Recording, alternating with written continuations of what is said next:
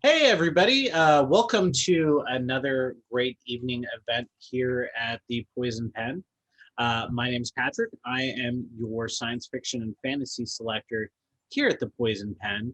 And tonight we have a really great program with I wouldn't call him new and budding anymore. Nick, this is your second book, but Yeah. this is Nick Martell. Nick, welcome so much to the Poison Pen digital edition.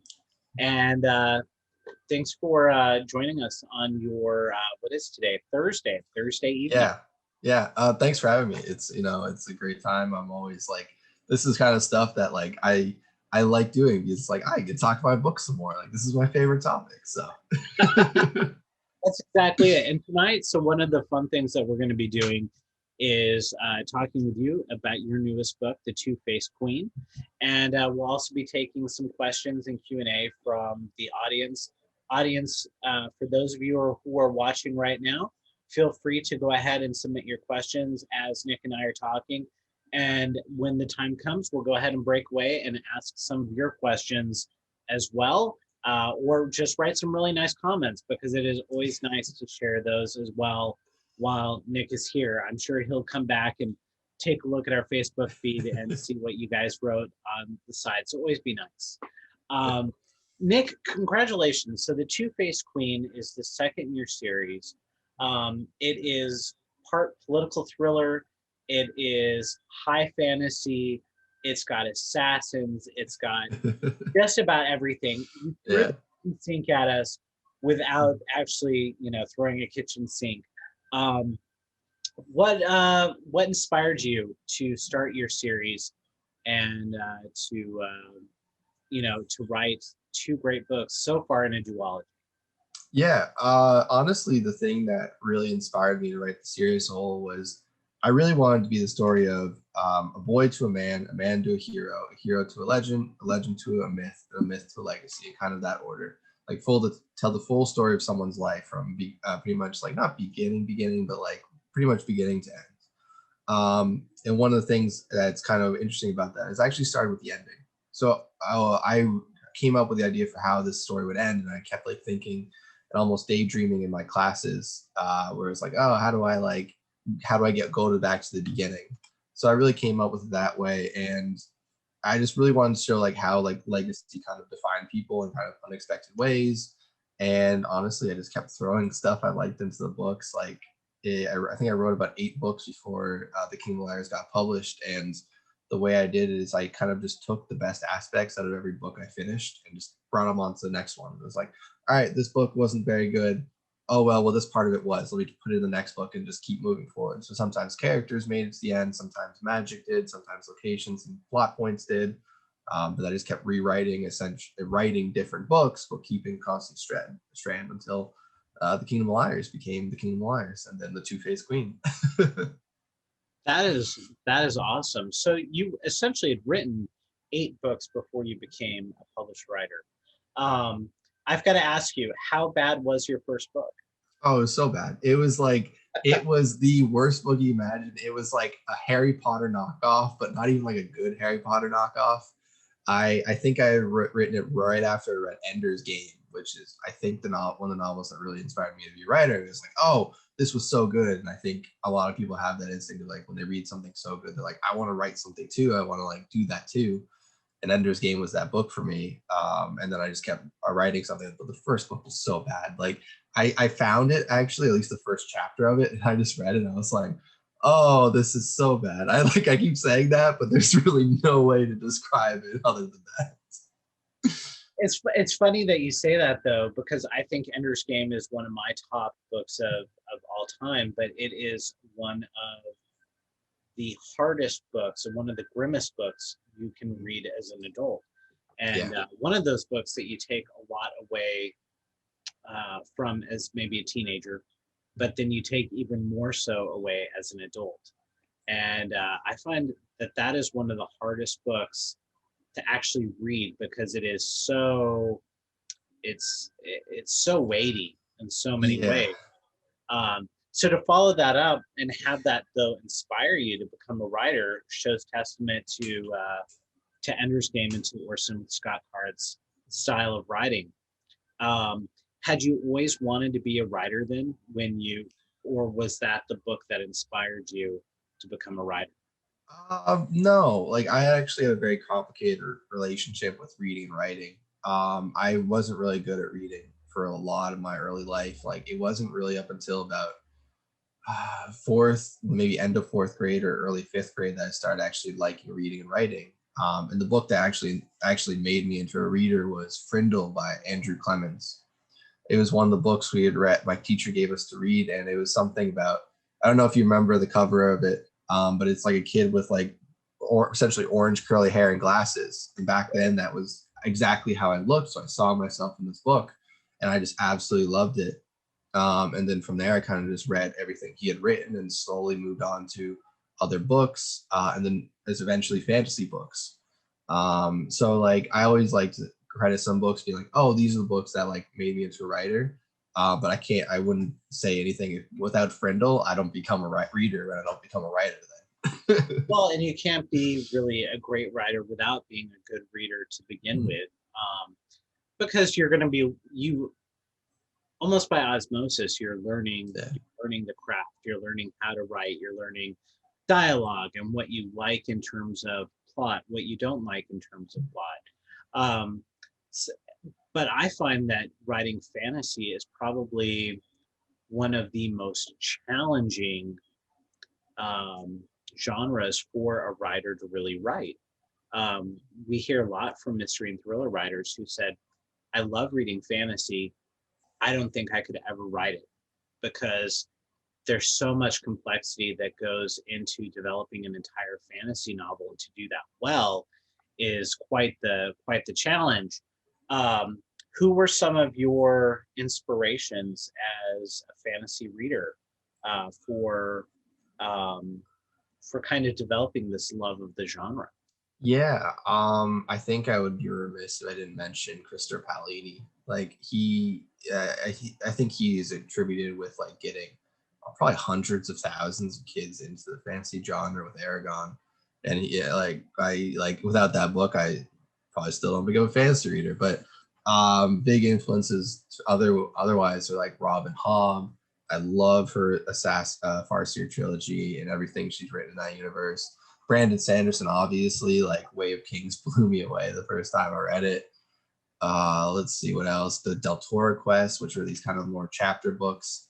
That was such a great series. Like I remember the first time I like saw those covers and like for the dragon and I like collecting the gems.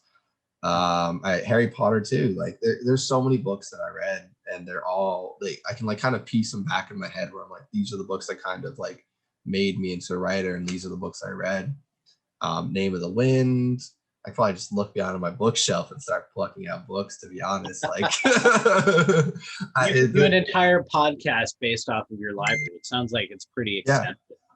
Yeah, there's so many books because especially as like a kid, all I did was read. Like I played video games, I read, I pretty much did schoolwork, I hung out with friends.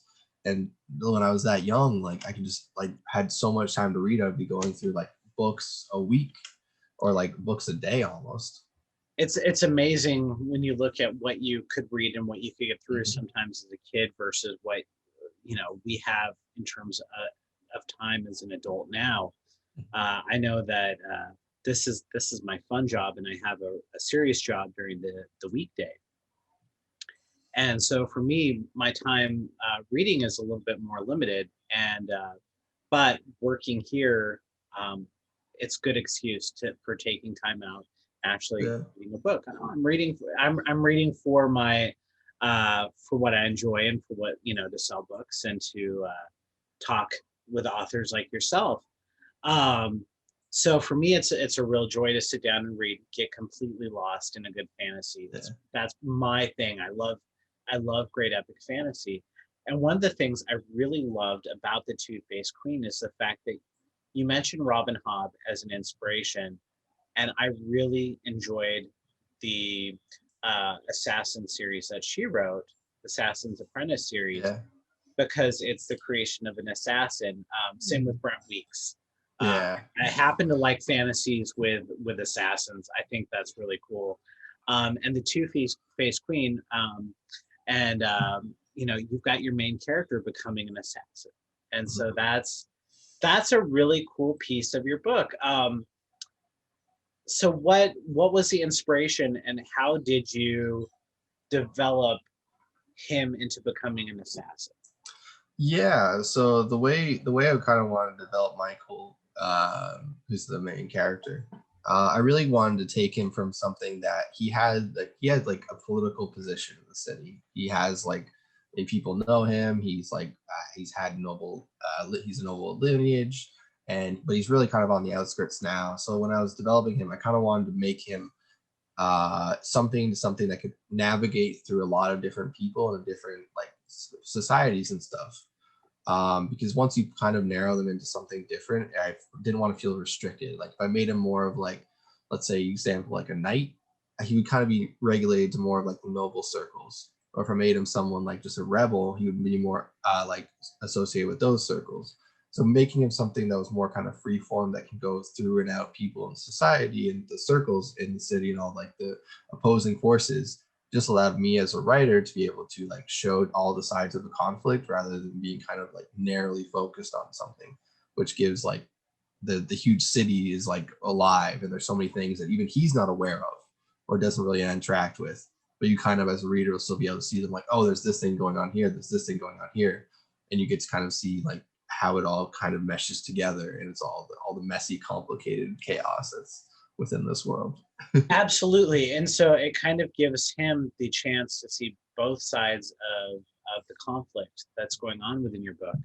And I really like that because when he's surprised as a reader, we're surprised. Um, Yeah. go ahead. No, I was going to say like the one of my favorite things about the books, like as from the writer, but also like as a reader, is that the reader is so closely tied to what Michael knows and doesn't know, that like I get to do a lot of cool things with it. I get to mess around with his memories and how he perceives and sees events.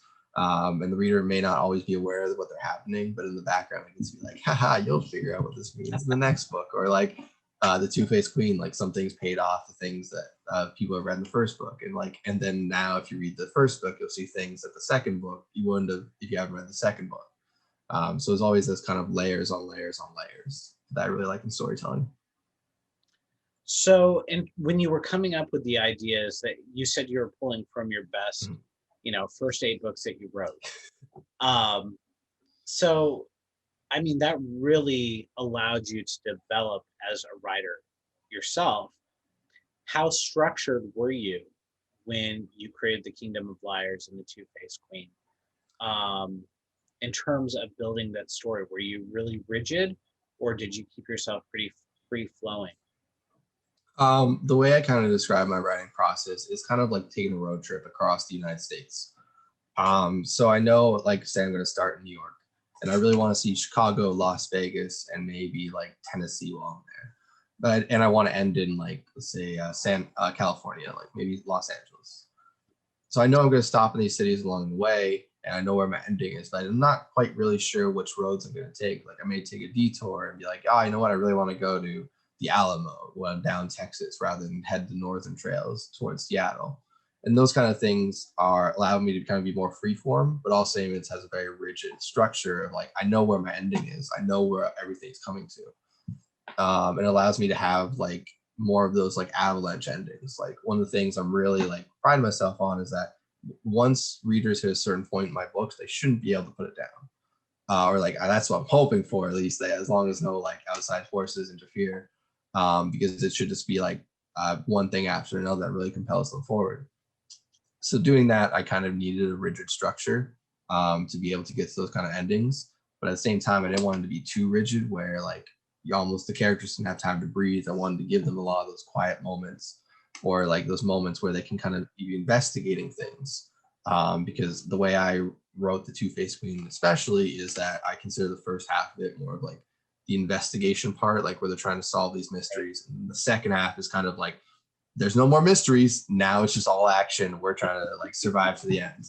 So it allows me to do both of those things. It's kind of the best of both worlds. One of the things I loved about the Two-Faced Queen was the fact that you brought in a really rich sense of mystery, the investigation, almost a police procedural sort of idea behind how you're building that mystery and how they're doing the investigation. Um, and I'm always surprised when I end up hearing from mystery readers, well, I don't read fantasy because it's too out there. I think to myself, there's so much mystery, there's so much that you're going to like in a fantasy. And I feel like the Two-Faced Queen would be a great introduction for those kinds of people who don't believe that, you know, genres really cross and they really meld, and they do a great job to do that. So kudos to you Thank you. on doing that. I thought that was a lot of fun. And at the same time, you really do ratchet up a lot of suspense, especially towards the end of the book. Mm-hmm. And, you know, during this interview, I don't want to go into too much detail because we don't want to spoil with the audience. Yeah. I have done that before, and it is not fun. So I try to avoid talking too deeply. And so, audience, please understand when we don't, because we don't want to ruin the book and your experience. But I've got to ask you, what inspired the mystery within your book? And how did you go about developing that mystery within a fantasy subtext? Yeah, so I like thrillers and mysteries a lot. And one of the things that it's kind of like almost like a guilty pleasure. Like, oh, I kind of like these things where it's like, I find like I find serial killers like utterly fascinating, and like they make no sense to me. Like Mindhunter, the TV show, I think it's a great example where they try to like figure out like what kind of like these killers, what goes on in their head. So to me, it was kind of like, all right, I'll just try one in a fantasy setting. And that really like was kind of the basis for it. And then obviously like when I put those kind of things in a fantasy setting, I have to make it work. Like it's still a mystery. So there has to be rules, there has to be things of how they operate and stuff. That's not too spoilery. I don't know if I can say much else without it, but I designed it essentially like a mystery novel in that kind of way where it's essentially a mystery novel in a fantasy setting with fantasy rules, but the basis of it still is that mystery thread of who did what. I tried writing one once. It was garbage. It was complete garbage. So I've got to tip my hat to you for that. So that was actually the first thing I ever tried to write. Oh no, that will never see any sort of light of day or any reader's eyes other than my own. So in terms of but it does fit so well in terms of doing the investigation and developing the serial killer. Can you give me an idea of what you did to get into your characters' heads and the serial killer's head to write them? Because that's a very dark place to be when you're trying to come up with a serial killer or somebody so depraved as the character that you created. Yeah. So at least with Michael, it's kind of Michael's a fun character, right? And because he's kind of just like so headstrong and just doesn't always think things through. He's almost got that he's got that old school, like almost the old school classic beat cops who are just like, oh, I'm gonna go charge straight into the thing, not thinking through. And you're just like, no, don't do that. Don't do that. But so like Michael is I have a love-hate relationship with my main character because I spend so much time in his head that sometimes I'm just like, well, wish you could just do something a little bit smarter this time. Just like a little bit. Like I get why you're doing it, but like, can you just take this other ways? And every time it's like, nope, gotta do this way. I'm like, all right. But the serial killer thing was I was lucky in that I never actually had to spend like I never wrote a POV from the serial killer. And I think that kind of allowed me to have separation between the dark acts in which the character is committing and what the readers will see. Because while I had to go into the depth of like this character is doing some really terrible things and like they say terrible things and their whole like persona or how they act and what they've done is something I would never really want to have to write a POV from. But if I had to for the sake of story, I would. But it's kind of just like I think I just read, like, I went and read comics after I wrote anything about the serial killer, where I was like, you know what I need right now? Superman or Green Lantern. Let me just like get a palate cleanser. But no, I think you eventually read a bunch of like mystery or watch shows, and these things would have these like more darker elements into it.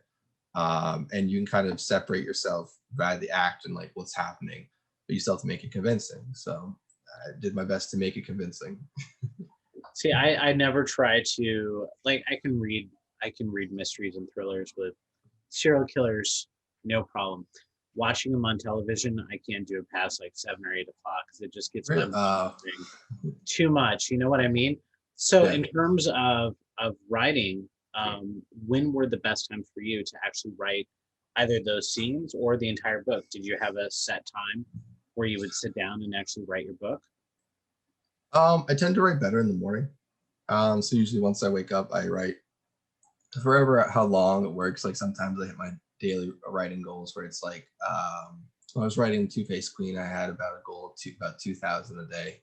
And if I hit that goal, I was like, cool, I'm done. I don't have to try to write, and I was like, think about what I'm doing next. Because I truly believe like thinking is almost half as important as the actual act of writing, as long as you're doing the writing part. So it allows me to kind of like almost the stories to stew in my head while I'm doing other things. So I wrote mainly in the morning, but there were times where I'm like, it was like after midnight, and I'd like wake up and I'm like, all right, I gotta write this down right now before I forget it. Or I'd be writing on my phone, like my phone. I'm terrified some days to lose it because I'll like write down descriptions of things. I'll just be like watching TV, like, or bad reality television, and I'll just be sitting there being like, da, da, da, da, da, da. I'll like write down, put it down, and I'm like, I'll never remember that unless if I lose my phone. So I'm always writing, I guess. That's exactly it. But you've got to give your brain sort of that break and allow it to sort of bubble up and come up with its own solutions to these problems as you're writing them through. But then you have to take advantage of when that solution comes to jot it down at least so that you don't forget. I know that I do that in my day job. I help build EMR systems for a hospital. And every so often you get a really tricky problem and you're like, okay, how am I going to solve this? And you go off and you do something else. I'm at the grocery store, and the next thing you know, it's like, oh, that's how I do it. That's how I'll handle it. And you got to jot it down, or I'll pull out my phone and just do, quick note on my notepad in there and then go on from there. But walks are the best time to, if you ever want to solve a problem, go take a walk. Exactly. So you're writing in the morning.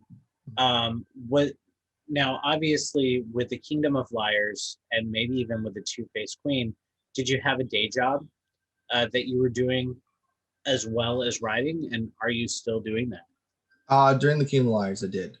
Two-Faced Queen, I did not. It was like wrapping it up pretty much. I do not have a day job right now, so I actually get to do this full time, which is kind of exciting. I hope I can keep doing it full time.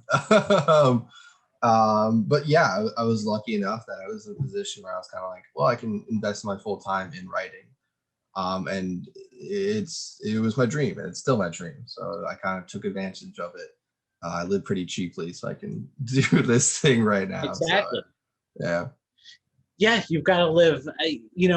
The exciting thing is when you're able to move from being a full-time or part-time writer into a full-time writer, because sometimes success takes a little bit of time to build up. And we talk to a lot of writers where they still do their day job during the day, and some are lucky enough to, if they're a morning writer, they get to write in the morning and then they go to their job in the afternoon or after work, and they fit it in, and sometimes we write to 2, 3, 4 o'clock in the morning to make this their profession. Or their love, obviously. And you've got to love to write in order to be a writer. We've talked a little bit about the fact that you've been writing since you were it was like 5th grade or something. 5th grade, yeah. Yeah. The best and the worst. But what I'm really interested in is, when did Kingdom of Liars finally like gel and be like, this is the book I need to write? It I think it started gelling in my about junior year of college. I was just, I was in college. I was swimming. I was about to go study abroad, and I had just finished another novel from about fifth grade onward. I wrote about a novel every 2 years. So I was on my pace, and then I was coming up with the idea like, all right, what do I want to take from the previous novel that didn't work? What am I going to do with this one? And it really came up with the main thing that inspired the King of Liars was the idea that magic costs memories and how that would affect everything. And the way I came up with it, it was just me and a friend almost arguing with each other where how something happened in the past. We both were just like, no, it happened this way. No, it happened this way. And I left the conversation obviously on good terms with the guy, but the thing kept staying in my head where it's like, we both remember it differently. Like, and we eventually went to a third source who like said, no, it happened this way. And I was wrong. And I kept thinking, I'm like, no, I knew that was how it happened. And that's kind of like almost like idea burrowed in my head and just like wouldn't let go, where I was like, oh man, what if I just created an entire magic system that was kind of not trustworthy, where like the people would keep losing what they thought happened or like memories of things and how it would affect everything. And then from there, it kind of snowballed out of control up until the point I had finished the book. And at that point, like I said, I had written 8 books. By the time I got down to that one, I was like, no, I think I could sell this. It was the first time I'd ever been like, I think I can actually sell this book now. And it wasn't something I was actually planning on doing at that time. I kind of always thought of being a writer as like almost like a long-term goal where I was like, I'm going to be a writer someday. But then once I wrote that book, I was like, no, I think I can actually do it now. Maybe like someone will want to see what the book has and like help me sell it and help me get it published. And sure enough, it did. There's more revisions after that. It was not like oh, this is genius. Let me go straight and sell this. But I was lucky enough that I found people who supported me and like saw what I saw in the book and helped me like turn it into what it is now. That is so cool. Now, did you write The Kingdom of Liars and immediately start writing The Two-Faced Queen before you had a contract, or did you wait until that contract was signed to start the second book? I waited till about it was time to do it. I remember when we sold the series. And while I was on submission, I was talking to my agent about, oh, what do I write next? He's like, oh, write something completely different. Don't worry about the sequel yet. If we like sign the contract, then you worry about the sequel. And I was like, all right. And then my submission process was very short. And then I remember talking to him, being like, I have like 5,000 words of like something else I was supposed to write. Do I continue with that? He's like, no, you got to write the sequel, Nick. I'm like, all right. But I revised the King of Liars and was writing the sequel at the same time, was kind of almost the pattern you fall into once you get published and like have contracts where it's like you're almost always revising a book and then you're always almost working on another book. And it's kind of this weird pattern that you don't really know how to operate at first. But then it's kind of just like rolling. Like, oh, I got copy edits today. Oh, I got like major edits I got to work on. I'll put this book aside. Let me think about it, and then I'll come back to it once I'm done with this stuff. Now, in the world of COVID, I mean, we'd hear about authors having to go to New York because that's where all the big houses are. Were you actually doing a lot of this pre-COVID, or were you actually having to do like Zoom conferences and things like that with your editors? Well, I was lucky. I lived in New York at the time.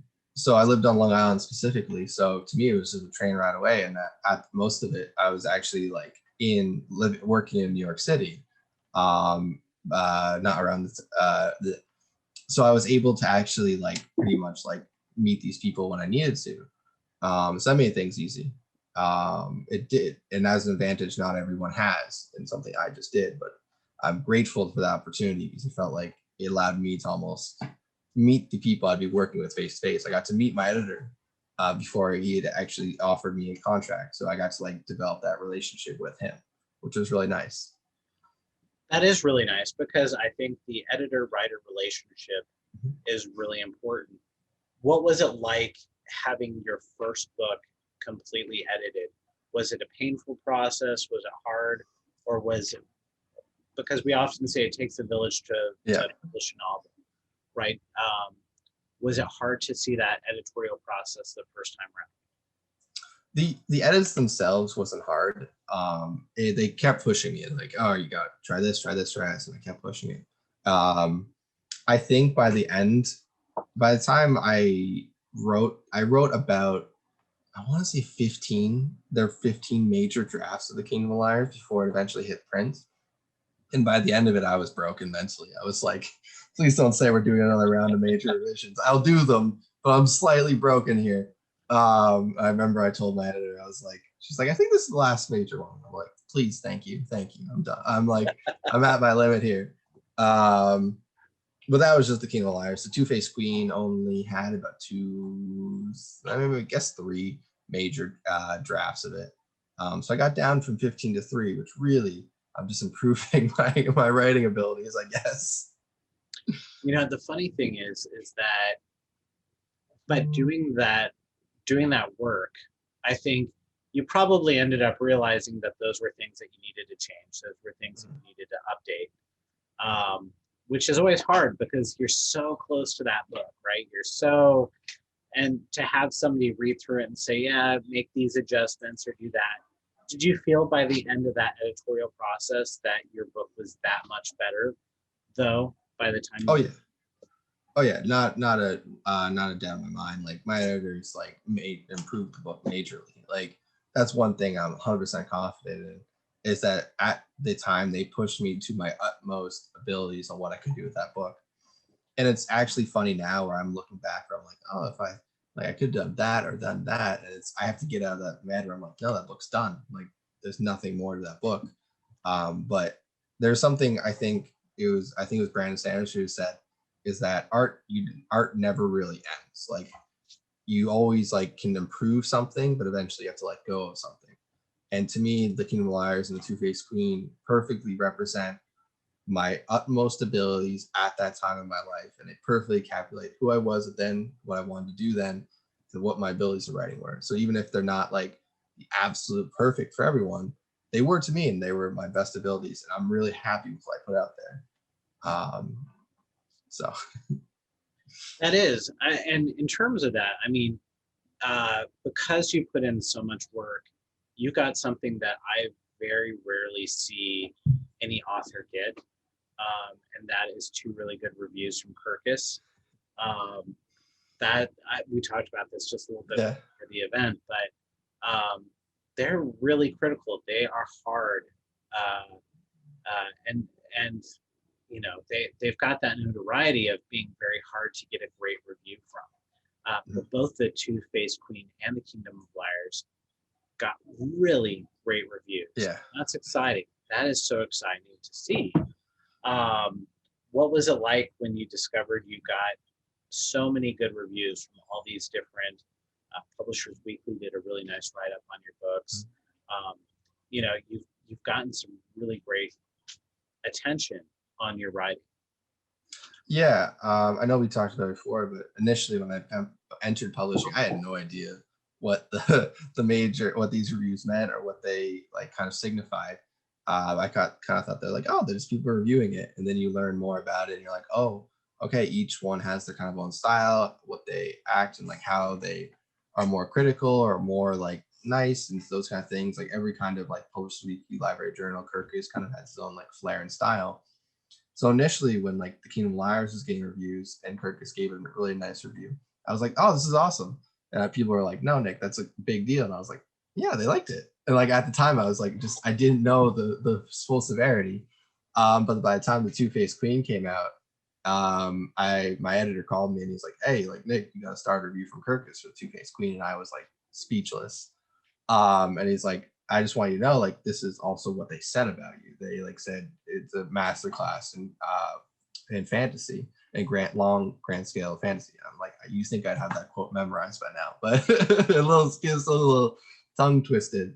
And I was like, they called me what? And they called you the future of epic fantasy, Nick. And I was like, are you sure? Like, it's me? Like, they do it to someone else? And like, he's like, no, Nick, it was you. And I'll send you the review once I can too. And I saw it. I was like, I knew how big of a deal it was, and it was kind of like it was hit during the middle of COVID, or like for the end of COVID. It was a long year for a lot of people, And that was like almost like the first moment, like, you know, like that phrase was like, oh, I let out a breath I didn't know I was holding. And in that moment, I think I actually did let out a breath I didn't know I was holding. I was like, all right, people are getting it. Like, like it's been a rough year, a long year, but like someone like saw what I was doing, and it made my year. You know, the funny thing is that COVID unfortunately sort of derailed all of publishing, right? Mhm. Things got moved around. Um, Things happened that we weren't expecting to have happen. And one of the strangest things for us is we were so used to having authors come in for their book tours.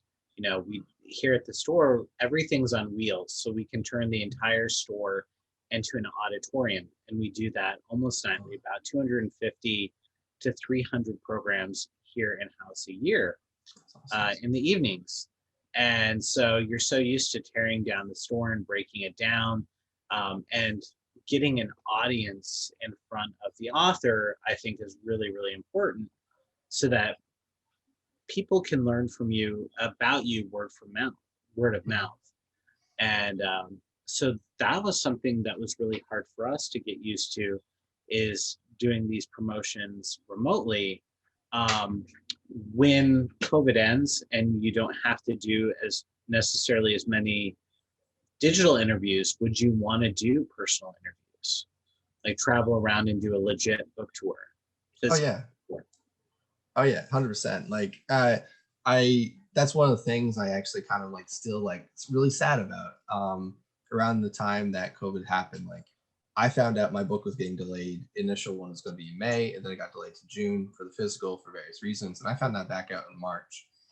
And during that time, it was right around when things were shutting down. Like I remember the first major thing I can remember was like the NBA's done. And me and my roommate were talking about it, be like, the NBA just shut down. Like COVID's a way bigger deal than we thought it was going to be. And then it slowly like trickled down where it's like, I was supposed to do an in-person signing at my local comic book store I had grown up next to. Me and the owner were friends, and he was like, we're gonna have like this cool thing happen. We're gonna have these signs. It's gonna be free comic book day. We're gonna put you in front of people. Your book's gonna sell so quickly, Nick.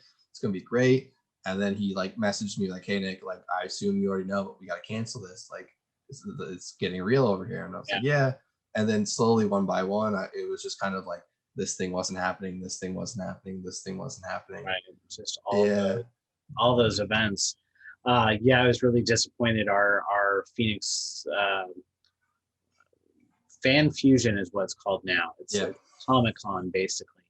Uh, got canceled, and you know we would throw a party with a lot of the writers who would be coming for that here at the bookstore, and so we didn't get to do that, um, which was really a shame. And it really changed sort of the face of how we got to promote your books. So it's exciting when we can actually talk about a book we're really really enthusiastic with the author. One of the things that you probably know is that we've chosen this as our science fiction fantasy book of the month Yes. with our book club. Um, and for those of you who aren't aware, budding authors like Nick Martell, who will one day be, you know, the big authors of fantasy, um, you could have gotten his second book in signed, and we still have a few copies left that you can order of the Two-Faced Queen. Uh, but if you sign up for our science fiction fantasy book club of the month, um, certain books we can only get so many books signed, and you are the ones who end up getting them. So the more that you support it, the more you do that, the more we get science fiction and fantasy here in the store, and we also are able to promote books that you like to read. Um, Paula McDonald had a really good question, and we know that this is going to be a trilogy. Mhm. Do you think you're going to extend this into more books, or is it sort of a thing that you don't know yet, or you can't discuss? Um, so I've always had a plan for Michael from the very beginning. And I've had that strict plan. I've told my publishers, my editors, that this is how I want to take his entire story. And at this moment, I'm still on that plan. I wrote the third book with that intention. So we'll see. I can't really speak about that because those things are like beyond me. Like this is what I want to do. But publishing is kind of always like well, we'll see what happens. But one of the things that I really like that I've set up in this world, and one of the things I get to hopefully do, is that I designed it in a way that I can kind of move country to country to country to country if I really wanted to. So I could set a country in a different place, set a series in a different place in this country, and then I could go to this country, and I could have characters from different series, interact with them, and not be major characters, but you could still see the characters eventually. I kind of call it the almost the way Discworld did it, where you could jump in Discworld with all of these different places, and you'd see various threads coming together, but you didn't have to follow it from the very beginning. Because one of the things that I really want to hopefully aspire to is that I want to be able to almost provide multiple entryways onto a series for readers, so that even if they're like, oh, this really isn't my cup of tea, oh, I'm going to maybe join on this way. This sounds more of like what I like or what I want to read about. So it helps the readers kind of find what they like. Also, it allows you to like explore this whole world. But I say that and I'm like, want to write a standalone next. So like I clearly don't know sometimes what I'm talking about. You've got to refresh the palette, right? Mm-hmm. So I think that's part of it. I think as a writer, you've if a standalone is what is drawing you next, that's what you should write, because you need that palette cleanse from the world, which allows you to prepare for the next book within the series. It also prevents some reader fatigue, a little bit. And that's something you kind of have to think about in the back of your mind as a writer. If I'm getting tired of writing about this location, the reader's going to get a little tired of this location. And one of the things, and maybe this is just the more publishing side of me leaking through, is like, look, fantasy series can sometimes be really long. If I just like want to put out a standalone and be like, this is it. This is the whole story. There's nothing more. There's no prequels. There's no sequels. You just got to read one book. Mm-hmm. As a reader, it's appealing to me. Because like, as we talked about stories, like sometimes you just can't read all the books. And sometimes I forget what happened in the series I love. If I like, it's been a long time between books are out, or even it's just like, I just don't have the time to read sometimes the books that are coming out. So like, yeah. Right. Or if you get fatigued with this series and it takes you years and years to write that next book, because you're trying to maintain a level of consistency, which is hard, especially with books that are 600, 700, 800 pages sometimes. If you don't want to drag the reader down, you want to make each page count, so to speak. That can take a while to write. So sometimes you need something that's gonna to fill you in. And as a reader, if it takes you that long, sometimes you have to go back and reread the entire series so you're ready to read that book. One of the things I really liked in The Two-Faced Queen, we talked about it really shortly before we started, was the fact that you write a what happened so far at the very beginning. And tell me a little bit about what inspired you to do that. I did it partially just because it's what I wanted in books, especially series that there's so many books out there, so many series that I sometimes just need a refresher on what character has done what, or which character is who. And the story so far segment I wrote is kind of like, hey, look, this is like all the information you need. It doesn't actually give away the big twists in the first one, actually. It lets the reader actually come to the conclusion by themselves. And this was kind of a way to prevent, like, if I wanted to read, like a reader just opened it up, they wouldn't spoil the first book if they wanted to go back and read it first, but it also wouldn't halter or limit someone being like, oh, I'm just going to continue on from here.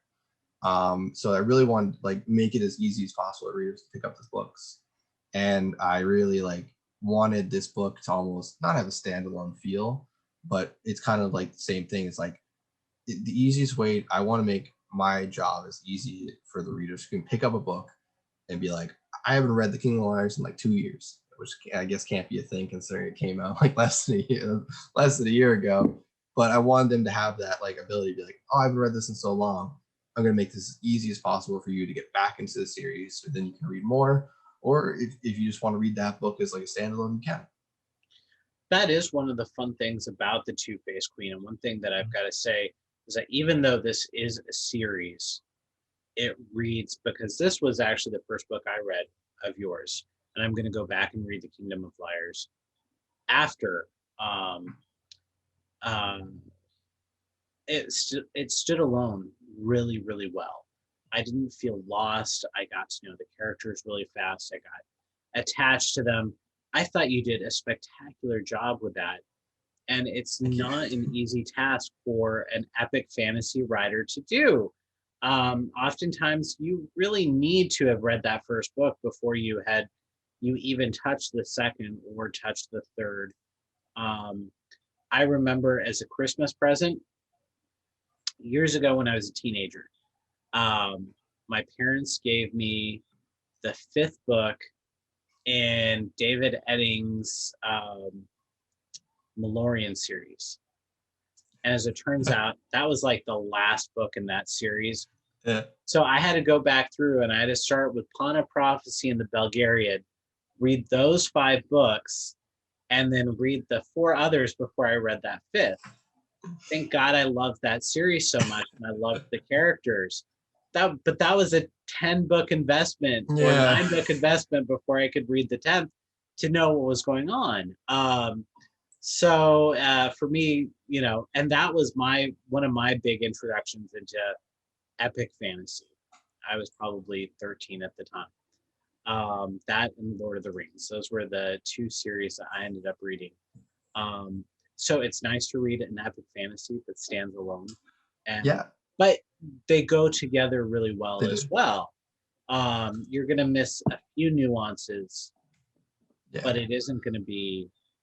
It shouldn't like leave the reader completely confused. Like Right. there's no way I can write a perfect book, a second in a series. At least I don't think I can. Maybe I'll in like 5 years I'll say differently. Is that there's going to be some nuances missed, but I never want to put it. I didn't want to leave a reader being like, oh, you have to start here. Like I want really want the reader to be like, oh, if I want to pick it up I can pick it up here. And that's something I kind of try to do with my third book too, which like it's a lot harder considering it's supposed to be like the third book. But it was something I really liked in the Dresden Files series by Jim Butcher, is that you can kind of pick up those books and there's a mystery or there's like a thing that's happening. And you could technically start with like the 5th or 7th or 12th book in that series as your first book, and it would more or less be like its own contained story with nuances going through. And that was something I really wanted to try to bring into the more epic fantasy like style. Like, and his stuff is urban fantasy, but I really wanted to make it into an epic fantasy series because I really like. I think sometimes we all read fantasy books where it's kind of like, oh, this is just like almost like the part like the halfway book to get to like the ending, or it's almost like there's not much happens, like there's no conclusion at the end of this book. And I really want to make sure like there's a beginning, there's end in every book, and you can read those books as standalone. And that's something that's really important to me as a writer, because it was important to me as a reader. So Well, and coming from maybe a younger generation where our um, attention span is a little bit less too, we kind of understand that there's so many things vying for our attention between books and movies and television shows and video games, and yeah, right? It's hard to kind of justify all of that to do an incredibly long series and expect the reader to always be able to go back and read 4 or 5 books. One of the things that I always like to talk about, uh, is different media that inspires you in terms of what you're writing. So not only were you inspired by some great writers, but what yeah. else inspired you in terms of creating these genres? I do play a lot of video games, which should really surprise no one considering my like chair. But so, like I'll be honest, like I was inspired by video games. Obviously the mediums are very different. Like I can't do anything close to some of the things video games do. I think player agency is a thing in video games that I always think about. Like, is there any way I can put that like almost reader agency into books? And the closest thing I could ever think about is like, oh, choose your own adventures, where kind of like the reader can dictate a story. But those are very limited in what you can do. And maybe I just like give me like I said, maybe 5 more years and I'll come up with a better way to do it. or like come up with a way that works in book format. But I really was inspired by the video games and what they can do. Like, because sometimes they take just like a simple concept and just like almost like blow it out as far as they can. And I really like that. And like that's kind of things I try to do with my own books. And sometimes they get really weird, sometimes they get really bizarre, just like books do. Right. But sometimes I think sometimes in my head, at least I love reading books. I read everything I can get my hands on. But sometimes I just want that almost like not mental break where it's like, oh, I just want to sit in front of my like TV or computer with like a controller and hit buttons and like watch things, because it almost like stimulates a different part of my head than reading does, and it allows me to like also just think about stories and like different things like that. That is one of the things. I mean, video games have yet to replace books in terms of the depth of story and the depth of Yeah. narrative. We've gotten a few that might have been a little bit closer, maybe like God of War that came out in 2018 that really told a more cinematic story. But again, what you're talking about, that player agency, we haven't been able to sort of bring into something like epic fantasy yet. Yeah. That you do in video games. But I think then there might be some story loss associated with that if you were able to successfully do that. However, I do have to say that as time has gone on, I think that storytelling within video games, specifically as a media, have just improved immensely over the years. I mean, you think of what the first Assassin's Creed did to what the Assassin's Creed stories might be doing now, are quite a bit different. And it's over the course of 10 years, 15 years or so, to really change that. Books, they don't change as rapidly. Yeah. But at the same time, you write some really killer action. And so I almost felt I almost felt a little gamified when I was reading through those in terms of how you were describing some of the movements and things like that. So did you use that medium as a way to write your action scenes? Or did you actually act them out yourself? What did you do to build up that action? I the way I kind of treat action scenes are they should go on a lot shorter than you think they should, because I like this is like I can't say I was in like childhood fights, but I was in childhood fights where like it's never as dramatic as you think. Like it's not like people fighting with swords for a long time. It's usually just like one kid punches another kid and then it's done. So like I just kind of always remember that, and I played sports too, which I played football for a long time. And like, look, there's few things more terrifying than being hit with a guy who ended up going to the NFL, who picks me and the bag up and throws us down to the ground together. So like, I think I just took what I knew in life and where it's like, well, if I get hit in the face, I'm going to fall down, and brought it into the books. But I'll be the first to admit there is like a gamified element in some of my books, because like the way I can see action scenes is I do visualize them in my head, and I'm just like, how do like this character this and this, and then it like happens, and then I usually go through and I'm like, all right, there's the whole action scene. Now I got to make it more realistic, where like the guy who gets punched in the nose first actually like falls down, rather than kind of being like, oh, you haven't hit my second form now. Like I can't do that. I make it realistic. So Yeah, well, absolutely, and you have to. Otherwise, you'll, again, you'll lose the reader a little bit. Although I do think of how much fun some of those are to read, I would think that it would be a lot of fun to write as well. I do a D&D group once every couple weeks. We get together, we talk, and then we play a dumb game. But it's always fun when you beat an enemy and you're like, okay, our DM says, how do you want to do this? Yeah. You kind of get that creative aspect of, okay, we're going to do this, or this is going to be how this enemy falls. And but you get to do that as a writer the entire trip, which is a blast. So Nick, what's next for you? I mean, in terms of, sounds like you're writing book 3. Are you beginning to plan out in your head book 4? So I've handed in book 3. And at this moment, my agent's read it. He really liked it. So now it's off to my editors. We'll see what they think. And right now, I'm just kind of like messing around and doing other things. I'm working on the standalone. I keep talking about that, which probably means like my editors and agents are going to be like, all right, I guess we're going to see this soon. So because I keep mentioning it in interviews like this, where I'm like, oh, I'm liking the standalone I'm working on.